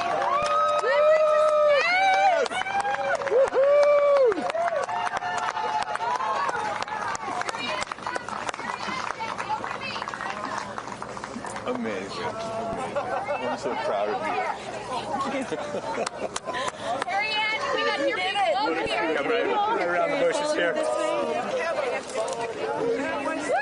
Come on. I can't I have no, it's not working. So someone just tell me when we're on. Does anyone have our app? All right, and you just saw it there. All 6 astronauts coming out, all ecstatic. Katy Perry and Gail King both kissing the earth. Very happy to be back down here, but clearly ecstatic. I don't know about you, Kristen, but my favorite was Lauren coming out and saying, "Where are my babies?" Oh. And I also loved Katy Perry holding a daisy, I believe, and holding the daisy up to the sky after her daughter Daisy. Sweet moment. With that, let's turn it over to Krista Thompson standing by outside the capsule. I don't really have words for it. Oh my God, Lauren, I want to cry just seeing you. I'm so proud of this crew. Like, I mean, Gail, we were just talking in the capsule, doesn't even have ear piercings. She's so afraid to do anything. And she got in that capsule, and I think, like, it profoundly changed her. I mean, for me, I can't put it into words, but, like, I looked out the window, and we got to see the moon. And it was pink. Was it pink? Full moon. It wasn't pink, but it was almost full. And Earth looked it was so quiet. it was just quiet. And is it what you expected? No. Better. Yeah. I don't think you can describe it, because you know what I was saying. It was like quiet, but then also really alive. And you look at it and you're like, we're all in this together. Like, that's all I could think about is like, we're so connected, more connected than you realize, because you just see right here, you see like, you know, states and all these things that like divide us, but we're not. And what is your emotion? What makes you emotional? Joy. Complete and utter joy and gratefulness. Like, it makes me want to come back and just hug everyone and be like, oh my God, we're in this together. Like, that's what this is. And Jeff had told you that it will change you more than you know, and I know you're only a few minutes removed from the capsule, but I can tell already. Emotional. Yeah. To be this I'm like, I don't cry that often. So I didn't expect to be this emotional, but it's also all the love that was in that capsule, and all the heart and the feelings and all the things, and like seeing Jeff before I left, I just went, oof, like, you know, I had to come back. I mean, we're getting married. If I didn't come back, that would be a bummer for me. Only you, by the way, would say this to me. You said, Jeff, if you don't want to marry me, you don't have to send me to space. Don't have to send me to space. What an incredible experience for you. But the fact that when you're in there, we got to hear some of your audio, but give us some of those moments when you guys, just from the second you took off to the second you landed, describe, if you can, for us what we didn't get to hear. It was a feeling of joy. And like and camaraderie. It was a feeling of gratefulness. It was a feeling that we're doing this. And you know, Alan Shepard, I told you about this, did this same exact flight, and he became the first American in space. And 6 women just did the same flight that he did. Oh, I just want to keep hugging you. It's really cool. Yeah. And I hope that more people get to see this, because I feel, I don't even know how much it's going to change me. And I want to thank the Blue team. I mean, look at them. I mean, they work so hard to make sure this vehicle gets up and safe. And I'm so proud of you. I'm so proud of you. It's one thing to say you're going to do it. It's another thing to actually do it. And I know there's a phrase in your family that life takes off on the other side of fear. And here you are, just having landed back on Earth. And now you are officially Lauren Sanchez. Already adding to your extensive resume, you are an astronaut. Congratulations. Thank you. I'm very excited. I'm excited to share it with the world, and I'm so grateful to everyone here. I love you. Go be with your family. But to process and download what just happened to me. Well, get on in here, Amanda. Someone that can now articulate exactly how Lauren is feeling. Lauren being so candid about overcome with emotion. How are you feeling? I know, Amanda, this has been a dream of yours, a long-awaited dream, and now it is finally official. You are an astronaut. Congratulations. Thank you so much. You know, I usually have nice words to say, but in this moment, I just want all survivors to know that you can heal. No dream is too wild, and that if it's so wild out there, like going to space, you can absolutely make it through, and it can absolutely be possible. You mentioned to us prior to going up, you said that you needed to go to space to heal. I know you're only a few minutes removed from this incredible experience. Do you feel healed? You know, I had a zero-G indicator that I didn't know if I would bring, and I ended up bringing it. Okay. And explain for the folks at home that don't know what that means, what it is that you're holding. Yes, the zero-G indicator is something all astronauts have that floats once you hit space, lets you know you're there. I brought a promise that I wrote to myself. I've talked about that. And share for what is this right here? Yes, and this one I didn't know if I would bring, but I ended up bringing it and floating it, and it's the hospital van from the day.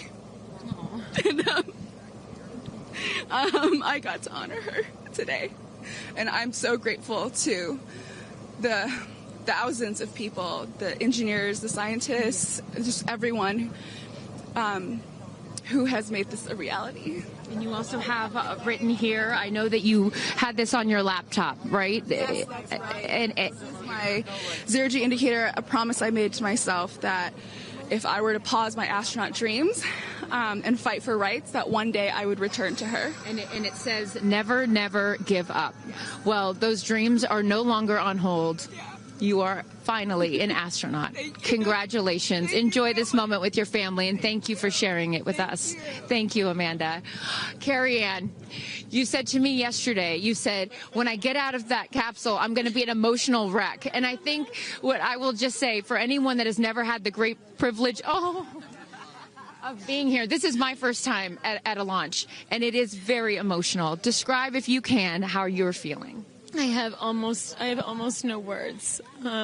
It was the most incredible experience of my life to be up there and see like such vast darkness in space and look down on our planet. The moon was so beautiful, and that was like, I felt like that was a special gift just for me. I'm so sorry. No, don't apologize. Are you kidding? You just went to space. You just went to space. This is it. And like knowing that everything, like everyone I loved was standing down there looking back up at me, and I just hope that these types of experiences, clear a path for everyone to be able to do that. You told us a beautiful story about your son when you told him you were going to go to space, and that, get over here so I can hold you, and that he went back to school and he was all excited to tell his friends that his mom was going to space, and they said, your mom can't go to space. Moms don't go to space. Well, guess what? This mom just went to space. Congratulations. You are officially an astronaut. And I know you're wearing a very special necklace from an incredible group of people that you hold near and dear to your heart. What would you like to say to them watching? I'm wearing a few necklaces today. My dear friends threw me a blast-off party and gave me this feather, which obviously represents the Blue Origin logo. And it felt so special to have it close to my heart. And in space with me. And I feel like it helped me take all of them with me on this journey. Yes. Well, I will let you go enjoy this historic moment with your family, and thank you for sharing it with us. Congratulations. You're an astronaut. Gail, get on over. I'm still floating. I can't believe it. I cannot believe it. I'm so proud of you. And I know that I speak for the collective, because you have been so honest. You've been so vulnerable. And I spoke to your best friend prior to you taking off, and I asked her why it was so important for you to do this. And she said, she said, so she didn't have to hear you say, I wish I would have done that. That's so true. But now, Gail King, you are officially an astronaut. How do you feel? I still can't accept that word, but I will say I can't even believe what I saw. When somebody calls this a ride, this was not a ride. What happened to us was not a ride. This was a bona fide friggin' flight. And our instructor, we were so well prepared. So every noise we heard, we knew. But the flight instructor said that I am her best success story. Why? Because she's never had somebody go through the course who's terrified of flying. Everybody who's gone through the course is somebody that it's been a lifelong dream. They wanted to do it. So she said, I'm her best success story. I'm so proud of me right now. I still can't believe it. I still can't believe it. I was just going to say, prior to the launch, you said that you would be so proud of yourself if you went through with this. And you did. What was the best part, Gail? It's oddly quiet when you get up there. It's really quiet and peaceful. And you look down at the planet and you think, that's where we came from? And to me, it's such a reminder about how we need to do better, be better. Do better, be better human beings. And what do you mean by that? Processing. Well, it's so nasty and so vitriolic nowadays. And I mean, if everybody could experience that peace that we had up there and the kindness and what it takes to do what we did, all the people that it took to get us up there and get us back safely, I'll never, ever, ever forget. And when we were up there, have you talked to Katy yet? I have not. Okay, when we were up there, after zero-G is very difficult. All the training about this is how you get in the chair and this. I look like a friggin' moose getting in the chair. It was like, just let me get in the chair. Let me get the seatbelt on. But, we had a very do this. How would you describe it? It's very difficult because you're floating. But the best part was when we got back in our seats after zero-Gs Katy sang "What a Wonderful World." She did? Isn't that nice? Oh, come on. She sang "What a Wonderful World." I see dreams. Oh, yes. Oh. Because we'd been asking her to sing all the time, and she wouldn't. And then, because everybody said, sing Roar, sing Fireworks. And she said, it's not about me. I wanted to talk about the world. Wow. I know, isn't that nice? You got to ask her about that. That's really special. And when Lauren got out, she was overcome by emotion for a lot of reasons, and rightfully so. But she spoke to the group and how close you guys have all become because of this experience. How would you describe the camaraderie that you guys now have together? I would say that we are forever bonded, because you can't go through what we went through to look out for each other, to help each other, and not be changed by that. You know, it really is a true. People throw the word around, but it really is a true sisterhood. Mm-hmm. But it speaks to how we were set up for success. The training was so, I can't stress this enough. The training was so friggin' good. We were set up for success. And it went exactly as they told us it was going to. Every boom that you heard, the drones, the drogues coming out, the parachutes coming out, it went exactly as they said. Are you glad you did it? I am glad I did it. Yeah. I am glad I did it. Yeah. I am very glad. I have no regrets about doing it. What would you say to people watching right now that are scared, that are fearful of anything? What would you say to them? Well, I just said I'm stepping way out of my comfort zone, because this is so not like me. I said up there, I might now get my ears pierced. I've always been afraid. Which is great. I love that you've never had your ears pierced. No, even Hootie at the training center. You don't have your ears pierced? I go, because it hurts. Oh, my gosh. But I mean, for people that are afraid, Eleanor Roosevelt once said, courage is doing something that scares you, but you do it anyway. And I stepped out of my comfort zone in a way that I never thought was possible for me. Mm-hmm. And now that I've done it, I really do feel I can take on anything. Congratulations, Gail King. You are an astronaut. Thank you, Chris. I am so excited for you. I'm so excited for you. And I'm going to go with you to get your ears pierced, because I want to get another hole right here. Go enjoy this with your family. Thank you so, so much. Aisha, oh my goodness. Congratulations. Congratulations. You are officially an astronaut. How do you feel? Also, how do you look perfect after just going to space? I mean, my goodness. I will never be the same. I mean, when you get up there and you see the Earth, and it's so beautiful, and it just fills the screen, and it's not just your window, it's like everybody's window, and there's no boundaries, there's no border, there's just Earth. It's incredible. You know, Gail is so honest that this wasn't her dream, but this was a dream of yours. How do you feel now that you just achieved it? Like I picked the right dream. And when we landed, I said, Exuma, I'm good, Blue Calm, but I'm ready to go back. Wow, really? Yeah. What was the best part for you? The best part for me, actually the whole thing. But we got in and we counted down from 10. And then I started to hear some singing. And when we lifted off, everybody, you could just feel the energy in the capsule.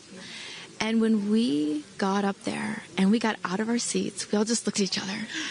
And there was this moment, and I can't wait for people to see it on the video, but there was a very special moment between all of us. And it's just beautiful. It's so beautiful. Yes. Where is your grandfather? Your 92-year-old grandfather, yes, who I know you were so excited to bring. What did he say to you when you got out of this capsule and got to see him for the first time?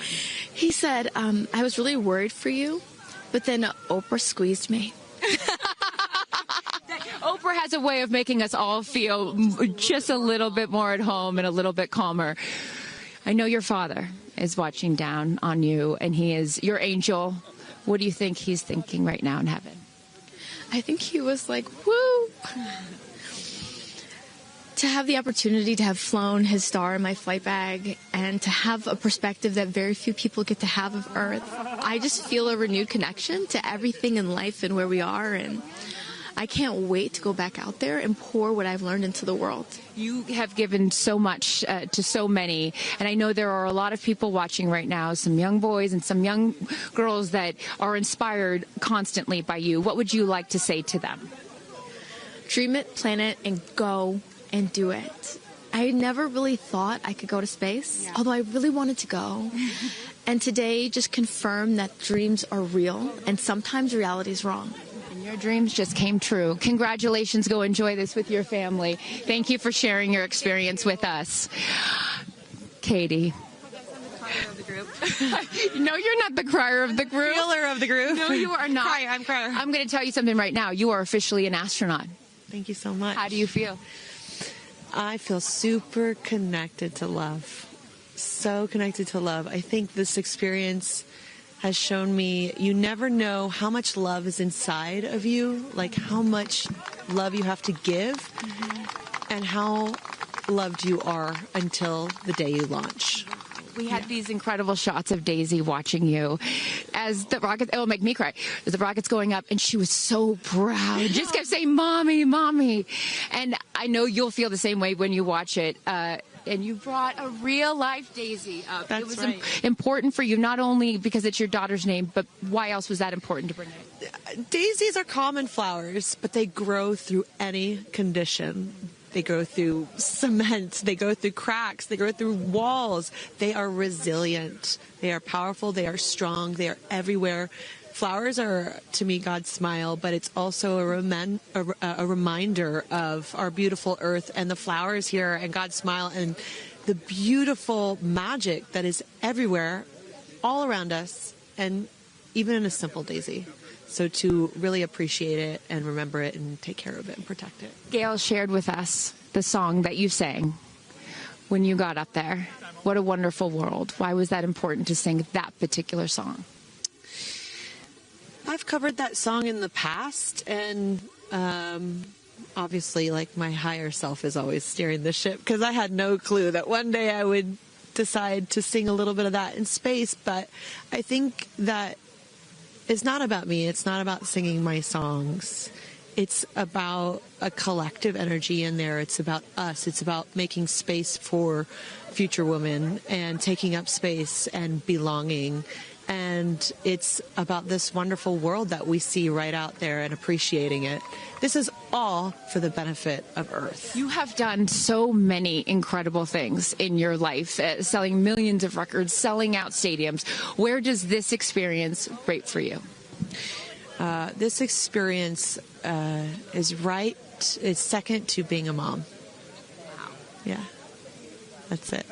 And that's why it was hard for me to go, because that's all my love right there.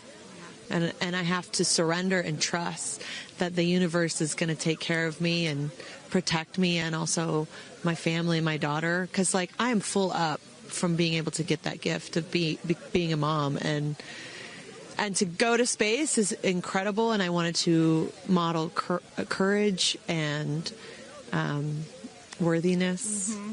And fearlessness. You did. You said you wanted to go to space for the fearless women in your life as well, your sister and your mom. Yeah. What was their reaction when you got to see them after you got off the capsule? I have only seen my mom, and I was like, "Are you okay, Mom?" She just knew. She knew. She was totally okay. And I'm sure she was speaking in tongues underneath her breath, as she does all the time. She would do that for anything else, but definitely today. But she was so super confident. My mom, she has this thing where she can see.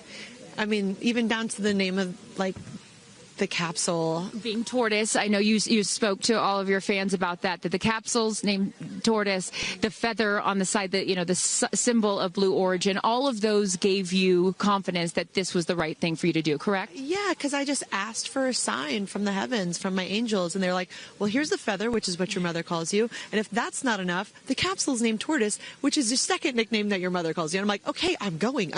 Yeah. I got the message, and I'm gonna get the message. Before I let you get back to your family, I just have to ask you, describe for us, because you're so brilliant at putting, you know, words together and describing moments that we can all appreciate later. How would you describe the moment when you took off and then the moment you landed? The moment, I mean, it is the highest high, and it is surrender to the unknown, trust, and this whole journey is not just about going to space. It's the training, it's the team, it's the whole thing. I couldn't recommend this experience more. This is like up there with all the, you know, different tools that I've learned in my life, from meditation to the Hoffman process. This is up there because what you're doing is you're like really finding the love for yourself, because you got to trust in yourself on this journey. And then you're feeling the love when you come down, for sure. And you're feeling that strength. So I feel really connected to that strong, divine feminine right now. By the way, you're such a badass. I love that the month of April, you're like, I'm going to space and I'm launching my tour. It's really incredible. Now I know I'm asking this question for your fans. Will you write a song about this experience? Oh, for sure, 100%.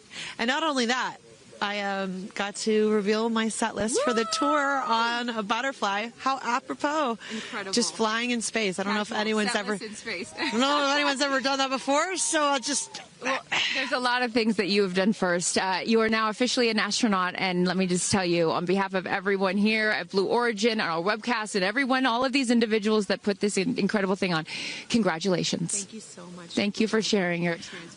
It's a 10 out of 10. That's my review. 10 out of 10. You There definitely go for it. 10 out of 10. Thank you, Katy. Congratulations. All right, you guys, so many fun moments that we'll continue to see as we get the footage. But I'm going to send it back to you and let these incredible astronauts enjoy their time with their friends and family. Thank you so much, Carissa. Wow. Kristen, I mean, 6 inspirational women in their own right. Eloquent. I could not be that eloquent coming down from space. You heard Katy Perry saying 10 out of 10, but number 2 experience only to being a mother. What were some of your takeaways from what we just heard? Gail King used the word sisterhood.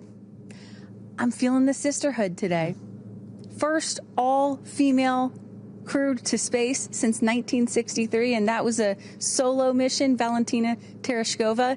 And I'm with an all-female broadcast team here at Launch Site 1 in Blue Origin. Ariane, it has been a complete honor to work alongside you.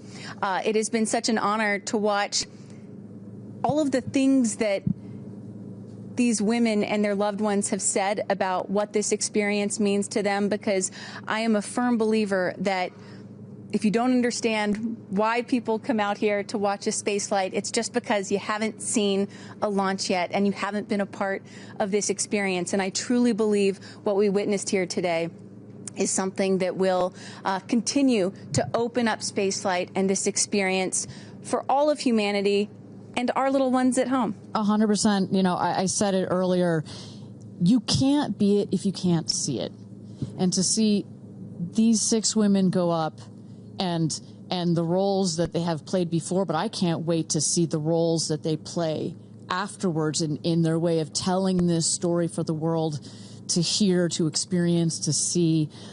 This is just the beginning. So I want to give a shout out to them, because as you saw, that is coming out of your comfort zone, whether you wanted to go to space or you're like Gail and you didn't anticipate it. Thank you for trusting yourselves and to their families and trusting their loved ones with Blue Origin. We are very proud to do that. I'm so proud of Gail King, too. I wonder if she's still afraid to fly on airplanes after flying to space. Have we cured her of her fear of flying? I don't know if we've cured her for getting your ears pierced. So there we go. Baby we'll take steps. That one. Let's start with that one after this not so baby step. Aw. Look at that beautiful shot. And now the party starts, right? Can we pop some champagne and celebrate a little bit later? Let's do it. It's only 9:20 a.m. It's not too early. 5 o'clock somewhere, baby. All right. What an incredible day. Just for all of us, for our astronauts, for our Blue Origin team. It was an honor to fly you to space. And if you would like to follow in the pioneering footsteps of these astronauts and purchase a seat to space, visit BlueOrigin.com and click Fly to Space. Your own journey to visit the Kármán line is much closer than you think. If you'd also like to purchase a mission patch to commemorate today's launch, head to Blue Origin shop for patches and much, much more. For Kristen, Carissa, and Tabitha, I'm Ariane Cornell. Thank you so much for joining us. And until our next launch, Gradatum Ferociter.